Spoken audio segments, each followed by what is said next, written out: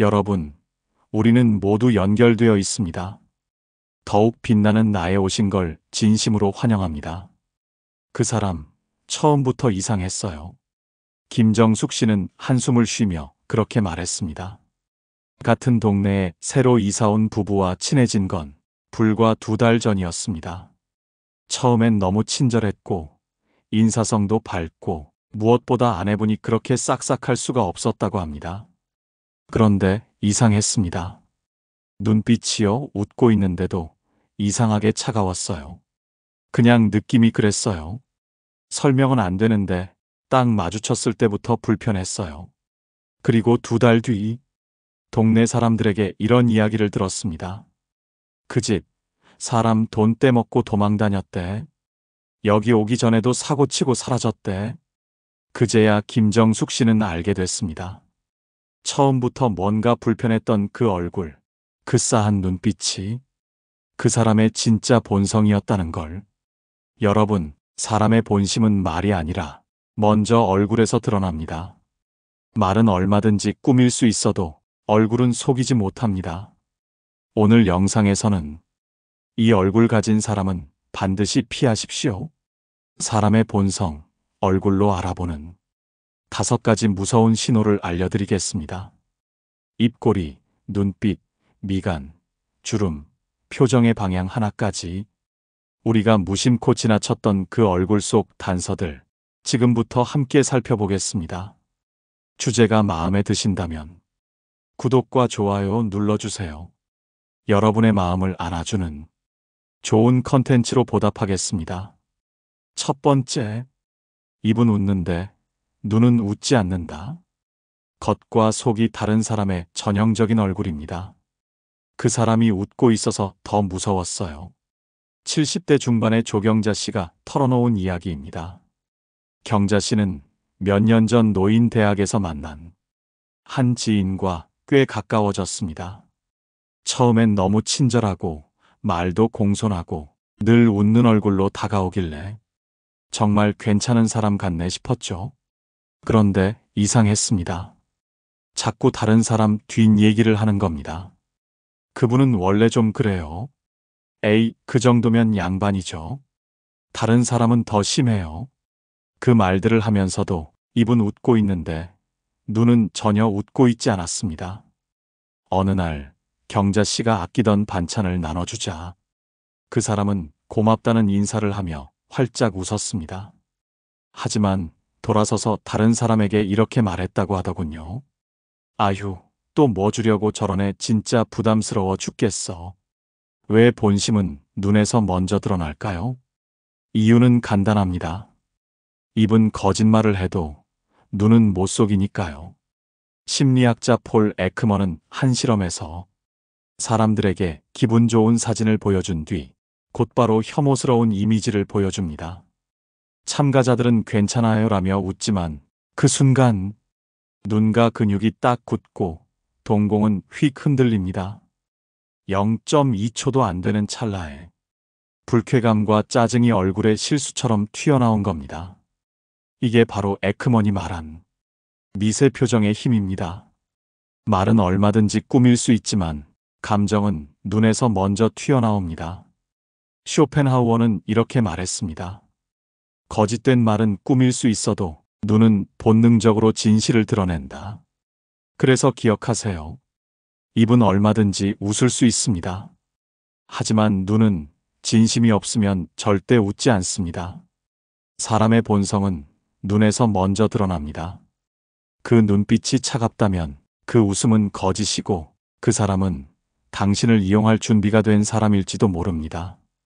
두 번째, 늘 인상 쓰고 다니는 얼굴. 입을 열지도 않았는데 눈빛이 날카롭고 턱은 굳게 다물어 있고 얼굴 전체가 이렇게 말하고 있었습니다. 말 시키지 마라. 지금도 짜증난다. 그런 사람, 여러분도 한 번쯤 마주친 적 있으시죠? 그냥 옆에만 있어도 숨이 턱 막히는 사람. 말 한마디 건네기도 조심스러운 사람. 무슨 말을 해도 예민하게 반응하고 결국엔 별일 아닌 일로 버럭 화를 내는 사람. 미국 오하이오 주립대의 브래드 부시먼 교수는 바로 그런 사람들만 모아서 연구했습니다. 이른바 분노 조절장애 환자들입니다. 화를 참지 못하고 감정을 통제하지 못하는 사람들. 놀라운 건 이들은 화를 내기도 전에 이미 얼굴이 말하고 있었다는 사실입니다. 부시먼 교수의 분석 결과는 이랬습니다. 표정 변화가 거의 없다. 기본 인상이 이미 공격적이다. 미간은 늘 좁고 입꼬리는 아래로 처져 있다. 작은 자극에도 얼굴 근육이 즉각 반응한다. 즉, 그 사람은 말보다 얼굴이 먼저 공격하는 겁니다. 말을 꺼내기도 전에 이미 얼굴로 상대를 위축시키고 밀어내고 상처를 주고 있었던 거죠. 쇼펜하우어는 이렇게 말했습니다. 분노는 이성의 빈자리를 채우려는 감정이다. 그 얼굴이 화로 가득 차 있다면 그 마음엔 더 이상 이성이 남아있지 않다. 무서운 말이지만 맞는 말입니다. 여러분, 생각해 보세요. 혹시 그런 얼굴과 오래 같이 있었던 적 있으신가요? 말하지 않아도 괜히 눈치를 보게 되고 괜히 내가 잘못한 것 같고 숨소리조차 조심스럽던 그 순간. 그게 바로 분노가 얼굴을 통해 퍼지는 순간입니다. 말하지 않아도 무섭고 웃지 않아도 불쾌하며 가만히 있어도 존재 자체가 압박이 되는 사람. 그 얼굴은 단순한 인상이 아닙니다. 상대방을 제압하려는 무기가 된 표정입니다. 그런 사람, 오래 곁에 두지 마세요. 그 화는 언젠가 반드시 여러분을 향하게 될 겁니다. 세 번째, 눈빛이 바쁘게 흔들리는 얼굴. 속으로는 계산 중인 사람입니다. 눈빛을 자꾸 피하고 시선을 이리저리 바꾸고 대화 중에도 눈동자가 불안하게 흔들리는 사람. 이건 단순한 긴장이 아닙니다. 속으로 계산하고 있다는 증거입니다. 이 사람이 나한테 무슨 얘기를 하나? 이 말에서 약점은 없을까? 어떻게 반응하면 내가 유리할까? 그 사람의 머릿속에선 상대가 아닌 이득이 돌아가고 있는 중입니다. 경기도 일산에 사는 박순애 씨는 동네 반찬 나눔 모임에서 한참 친하게 지내던 이웃에게 이런 일을 겪었습니다. 처음엔 너무 좋았다고 합니다. 매번 반찬도 나눠주고 잘 웃고 수다도 잘 떨고. 그런데 이상하게 뭔가 속 이야기를 나누려 하면 눈을 피하면서 자꾸 말을 돌리더랍니다. 어느 날 박 씨가 병원에 입원하게 되었을 때 그 사람은 단 한 번도 연락이 없었고 모임에선 이렇게 말했다고 하더군요. 아휴, 그런 일까지 일일이 챙기면 피곤해서 못 살아. 자기 일은 자기가 알아서 해야지. 심리학 실험도 이걸 뒷받침합니다. 하버드대 실험에서 참가자들에게 상대의 이야기를 듣는 장면을 분석했는데 진심으로 공감하는 사람일수록 눈을 오랫동안 조용히 바라보는 경향을 보였습니다. 반면 이득을 따지거나 관심 없는 사람일수록 눈동자가 좌우로 빠르게 흔들리고 시선을 자주 피했습니다. 뇌에서 정보를 정리하고 평가하는 작업을 하고 있었던 거죠. 즉, 말보다 먼저 눈이 속셈을 드러낸 겁니다. 이런 사람은 말은 절대 거칠지 않습니다. 오히려 예의 바르고 조심스럽습니다. 하지만 눈빛은 불안하고 바쁩니다. 계속 계산 중인 사람의 얼굴입니다. 철학자 파스칼은 이런 말을 남겼습니다. 눈은 마음의 창이다. 마음속에 흐르는 계산은 눈에서 가장 먼저 반짝인다. 여러분, 혹시 그런 눈빛을 본 적 있으신가요? 말은 잘하는데 왠지 모르게 마음을 못 열겠는 사람. 내 얘기를 듣고 있는 게 아니라 재고 있는 느낌이 드는 사람. 그 불편함은 착각이 아닙니다. 그 눈은 지금도 누가 더 이득일지 고르고 있는 중입니다. 네 번째, 표정 변화가 거의 없는 얼굴. 공감 능력이 낮고 정서적으로 다친 사람입니다. 여러분도 이런 사람 만나본 적 있으시죠? 좋은 소식을 전해도 아, 그래요. 속상한 이야기를 털어놔도 그런 일도 있죠. 말은 듣고 있는 것 같은데 정작 얼굴은 돌처럼 굳어 있고 감정의 파동이 전혀 느껴지지 않는 사람. 서울에 사는 60대 여성 이명자 씨는 지인의 소개로 어떤 사람과 산악회 활동을 함께하게 됐습니다. 처음엔 과묵하고 조용한 사람이려니 했죠. 근데 이상했습니다. 누가 넘어져도 다쳤다는 얘기를 해도 아무런 반응이 없는 겁니다. 그저 똑같은 얼굴로 고개만 끄덕일 뿐. 심지어 명자 씨가 가족 이야기를 꺼냈을 때도 그랬습니다. 며느리가 많이 아팠었거든요. 눈물이 글썽이며 이야기했는데 그 사람은 말없이 빵 한 조각을 입에 넣고 있더랍니다. 표정 하나 안 바뀌고 눈도 마주치지 않고. 이게 바로 공감 능력이 낮은 사람의 전형적인 얼굴입니다. 기쁨도 슬픔도 분노도 미소도 어떤 감정도 얼굴에 드러나지 않는 사람. 왜일까요? 심리학자 사이먼 베런 코어는 이런 사람들에게 공통된 특징이 있다고 말합니다. 감정을 읽는 능력, 즉 마음 이론이 결핍된 경우 타인의 감정에 반응하지 못하고 자기 중심적인 사고에 갇히게 된다. 즉 공감을 못하는 게 아니라 애초에 느끼지를 못하는 겁니다. 그래서 타인의 아픔에도 무덤덤하고 상대가 민망할 정도로 표정이 단조롭습니다. 철학자 칼 야스퍼스도 말했습니다. 감정이 얼굴에 머물지 못하는 사람은 관계를 머물게 할 수 없다. 그렇습니다. 우리가 사람을 만났을 때 그 얼굴에서 감정의 흐름이 전혀 느껴지지 않는다면 그 사람은 결국 관계라는 따뜻한 울타리 밖에 머물 수밖에 없습니다. 말은 착하고 행동엔 문제 없어 보여도 늘 어딘가 거리감 느껴지는 사람. 그건 그 사람이 여러분의 감정에 함께 움직이지 못하는 얼굴을 가졌기 때문입니다. 그 얼굴 절대 가까이 오래 두지 마세요. 당신의 진심이 그 사람에겐 그냥 소음일 수 있습니다. 5번째, 눈빛을 고정하고 깊게 바라보는 얼굴. 통제욕이 강한 사람. 그 사람이 나를 볼 때마다 말을 못하겠더라고요. 내 말 한마디 한마디를 다 분석하고 있다는 느낌이었어요. 여러분도 혹시 이런 사람 곁에 앉아본 적 있으신가요? 대화는 분명 말로 주고받는 건데 그 사람은 눈빛으로 먼저 칼을 들이댑니다. 아무 말도 하지 않았는데도 눈을 고정해서 뚫어지게 바라보는 사람. 그 눈빛에 자꾸만 불편해지고 고개를 숙이게 되고 내 말이 틀릴까봐 위축되는 느낌. 그건 그냥 우연이 아닙니다. 그 사람의 본성, 지배욕이 눈빛으로 드러나는 순간입니다. 실제로 이와 관련된 아주 유명한 실험이 있습니다. 하버드 대학교 심리학자 앨런 피즈 박사는 눈빛이 대화에서 미치는 영향을 알아보기 위해 참가자들을 두 집단으로 나눴습니다. 한 그룹은 상대방과 3초 이상 눈을 마주치지 않도록 했고 다른 한 그룹은 최소 10초 이상 눈을 계속 바라보도록 했습니다. 그 결과는 놀라웠습니다. 10초 이상 눈을 응시당한 사람들의 87%가 이렇게 말했습니다. 그 사람이 나를 무시하는 느낌이 들었다.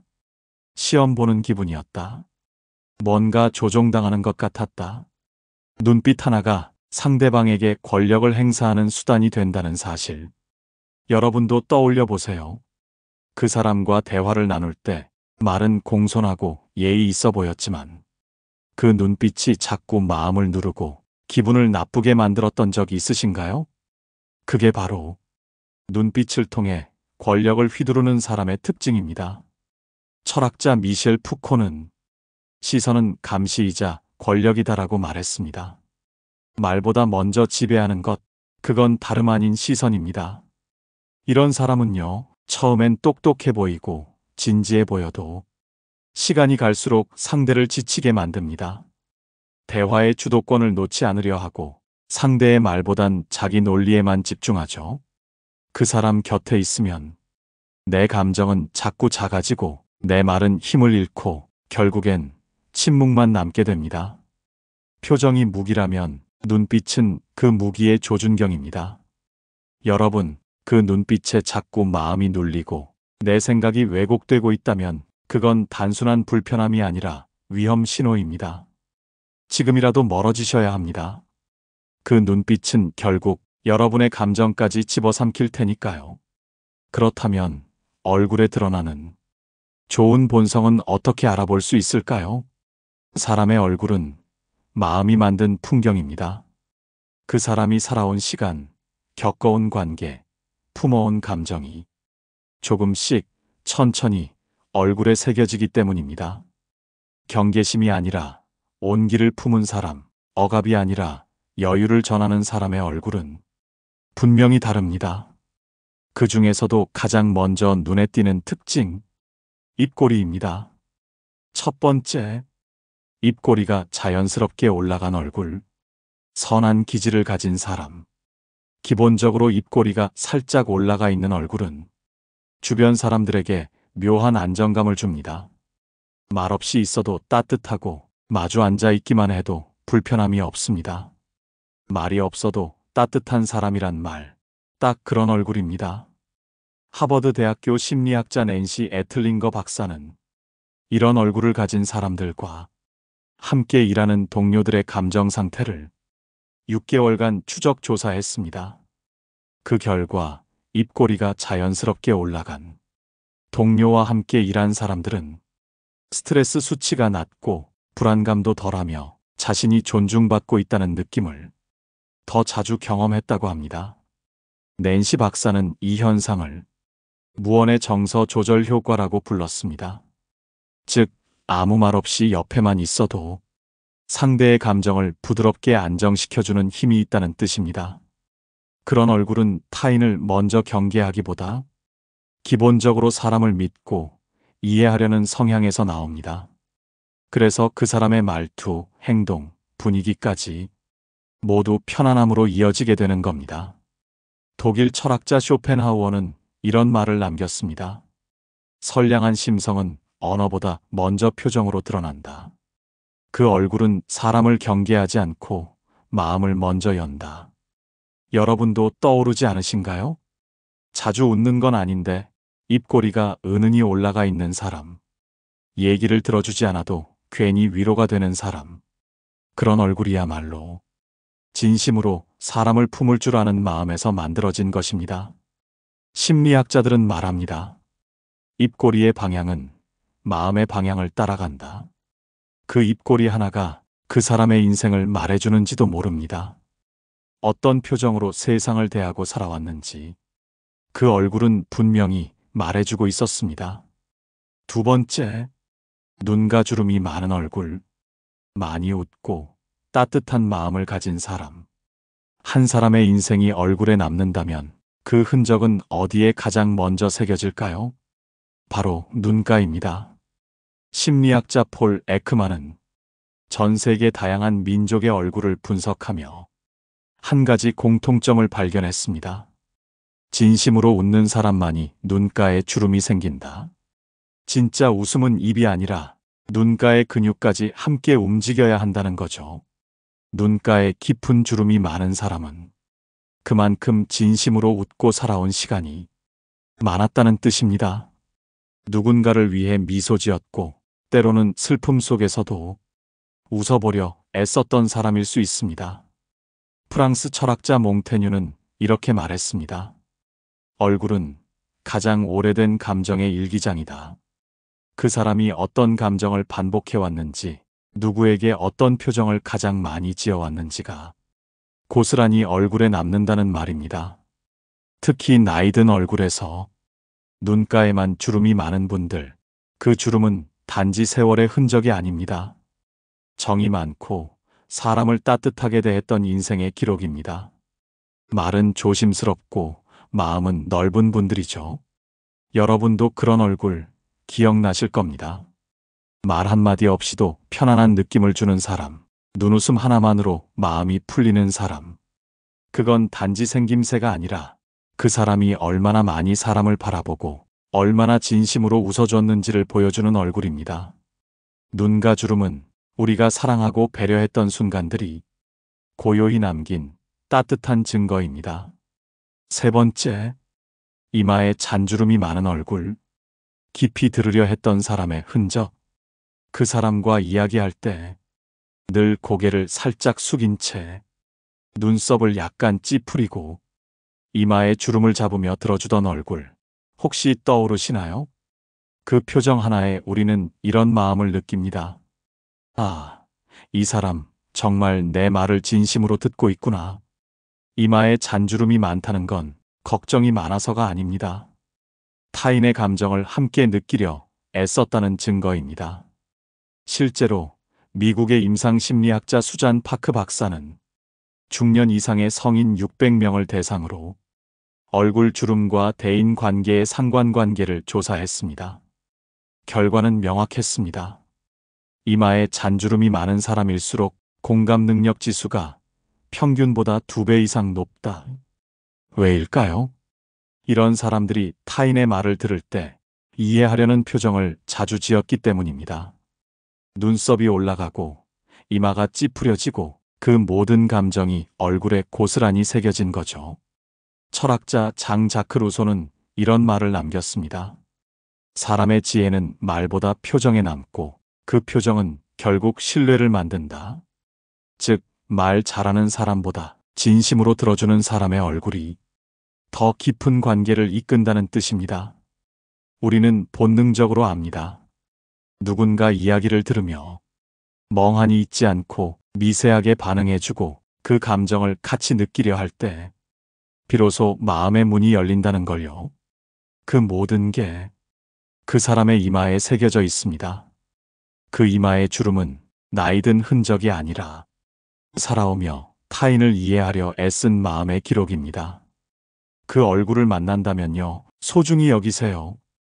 그 사람은 여러분의 이야기를 끝까지 들어줄 수 있는 사람입니다. 네 번째, 코끝이 동그랗고 콧방울이 넉넉한 얼굴, 정 많고 속 깊은 사람. 그 사람 참 인상이 좋더라. 여러분, 이런 말 한 번쯤 해보신 적 있으시죠? 그 중에서도 코끝이 둥글고 콧방울이 도톰한 사람을 보면 왠지 모르게 마음이 놓이고 말도 편하게 하게 됩니다. 관상학에서는 이런 코를 복코라고 부르면서 인정 많고 타인을 헤아릴 줄 아는 사람에게서 자주 나타나는 특징이라고 말합니다. 이런 사람은요, 자기 몫을 끝까지 움켜쥐기보다 그래, 내가 좀 더 내지 뭐. 이해하지 못하는 사람은 나 하나쯤 있어야지. 이런 식으로 손해를 감수하더라도 갈등을 피하려는 기질이 있습니다. 특히 코끝이 뾰족하거나 날카로운 사람보다 둥글고 넉넉한 사람이 더 신뢰를 준다는 연구도 있습니다. 실제로 프린스턴 대학교의 알렉산더 토도로프 교수는 인간은 낯선 사람을 만났을 때 단 0.1초 만에 신뢰 여부를 얼굴로 판단한다. 라고 했습니다. 그리고 그 판단의 기준 중 하나가 바로 부드럽고 넉넉한 얼굴의 윤곽이었습니다. 심리학에서도 안면 인상 효과라는 개념이 있는데요. 사람들은 코처럼 얼굴 중앙에 있는 부위에 의식보다 무의식적으로 더 신뢰를 부여합니다. 그래서 코끝이 둥글고 콧망울이 풍성한 사람에게는 알게 모르게 더 많은 기대와 호감을 품는 거죠. 철학자 공자도 이런 말을 남겼습니다. 덕은 얼굴에 나타나고 그 덕은 남의 마음을 쉬게 한다. 바로 그런 얼굴입니다. 말없이 있어도 따뜻하고 딱히 잘해주지 않아도 마음이 가는 얼굴. 혹시 여러분 주변에도 그렇게 코끝부터 마음이 느껴지는 얼굴 있으신가요? 그 사람은 겉으로 친절한 게 아니라 이미 얼굴에 살아온 마음이 새겨져 있는 겁니다. 그런 사람 곁에 있으면 괜히 내가 더 좋은 사람이 되고 싶어집니다. 그 얼굴은 복이고 곁에 두는 건 축복입니다. 오늘 함께 나눈 이야기는요, 누굴 판단하려는 게 아닙니다. 내가 어떤 얼굴을 하고 살아가고 있는지, 그리고 어떤 얼굴 곁에 머물러야 내 삶이 평온해지는지, 그걸 돌아보기 위한 시간이었습니다. 여러분, 얼굴은 말 없는 자서전입니다. 그 사람이 어떤 마음으로 살아왔는지, 어떤 세월을 지나왔는지가 고스란히 새겨진 시간의 흔적이죠. 그러니 이제는 말보다 얼굴을 먼저 읽어보세요. 곁에 있으면 마음이 편해지는 얼굴, 그런 사람과 함께하고 나 역시 누군가에게 그런 얼굴로 기억되길 바랍니다. 여러분의 미소가 누군가에게 위로가 되는 하루가 되시길 바랍니다. 오늘 영상을 보며 여러분은 어떤 생각이 드셨나요? 여러분의 경험과 생각을 댓글로 나눠주세요. 여러분의 이야기가 누군가에게 큰 위로와 깨달음이 될 것입니다. 오늘도 끝까지 시청해주신 여러분께 깊은 감사를 드립니다. 오늘 영상이 도움이 되셨다면 소중한 분들께 공유해 주시고 구독과 좋아요를 눌러 더 많은 공감을 나눠보세요. 오늘도 소중한 관계에 한 걸음 더 가까워진 하루였길 바랍니다. 이상으로 더욱 빛나는 나였습니다.